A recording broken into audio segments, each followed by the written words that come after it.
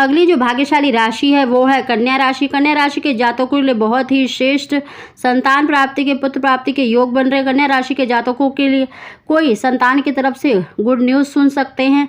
दोस्तों इस महीने में बहुत ही अच्छे योग बने हुए हैं। अगर आप इन महीनों में चांस लेते हैं तो निश्चित ही आपको पुत्र संतान की प्राप्ति के बहुत अच्छे योग बने हुए हैं 95%।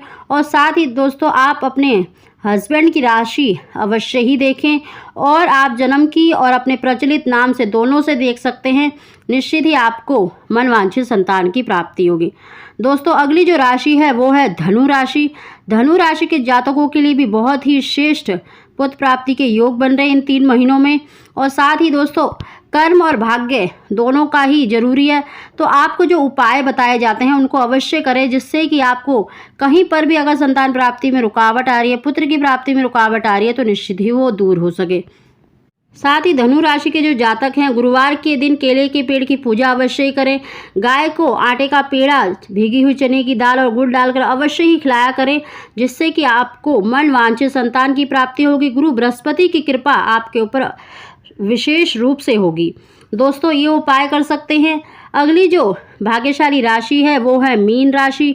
मीन राशि के जातकों के लिए बहुत ही श्रेष्ठ ये 3 महीने रहने वाले हैं पुत्र प्राप्ति के लिए। और साथ ही देखिए मासिक धर्म के बाद जो स्त्री के सम दिन हैं और सम तिथि का प्रयोग करते हैं तो निश्चित ही आपको पुत्र की प्राप्ति होगी। दोस्तों ये 7 भाग्यशाली राशियां ऐसी हैं जिनको देखिए पुत्र प्राप्ति के 95% योग है और संतान प्राप्ति के तो 100% योग बने हुए हैं।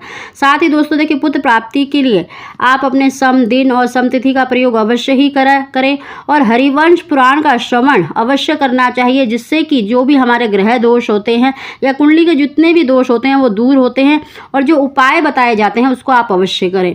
दोस्तों इन 3 महीनों में देखिए रवि पुष्य योग बन रहा है, तो आप मदार की जड़ को अवश्य ही स्त्री अपनी कमर में धारण करें।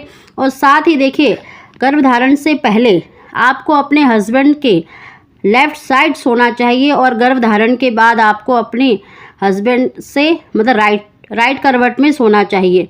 दोस्तों जब आप बच्चे के लिए देखिए चांस ले रहे हैं तो आपको दिन अवश्य देखना चाहिए। अगर शुभ योग में अगर आप चांस लेते हैं तो निश्चित ही आपको पुत्र की प्राप्ति होती है। इसीलिए जिस दिन भी अगर आप संतान के लिए, पुत्र के लिए इच्छुक हैं या चांस लेना चाहते हैं तो उस दिन तिथि का विश्लेषण अवश्य करना चाहिए कि उस दिन तिथि कौन सी पड़ रही है। साथ ही दोस्तों एकादशी और पूर्णमासी, अमावस्या और शनिवार का दिन अगर आप पड़ जाता है तो उन दिनों को छोड़ देना चाहिए। इन दिनों का बिल्कुल भी भूलकर भी प्रयोग नहीं करना चाहिए और ना ही अष्टमी तिथि का प्रयोग करें। दोस्तों साथ ही देखिए गर्भधारण से पहले आपको लेफ्ट साइड सोना है और जब आप संबंध बना लेते हैं तो उसके बाद आपको राइट साइड सोना चाहिए। विशेष रूप से स्त्री को तो गर्भधारण के बाद अगर वो राइट करवट से सोती है यानी सीधी करवट से सोती है तो उसको 95% चांस पुत्र के ही योग बनते हैं, क्योंकि साइंटिफिकली वो साइंस भी बताते हैं कि 95% योग होते हैं। अगर इस करवट से संबंध बनाने के बाद अगर राइट करवट से सोती है स्त्री तो उसको पुत्र की ही प्राप्ति होती है। दोस्तों इन 2 बातों का आप विशेष रूप से ध्यान रखें कि गर्भधारण से पहले लेफ्ट करवट से और गर्भधारण के बाद आपको राइट करवट से सोना है, तो निश्चित ही आपको पुत्र की प्राप्ति होगी। दोस्तों अगर आपको हमारी जानकारी वीडियो पसंद आई है तो इसको लाइक अवश्य ही करें। आप सभी को ओम श्री गणेशाय।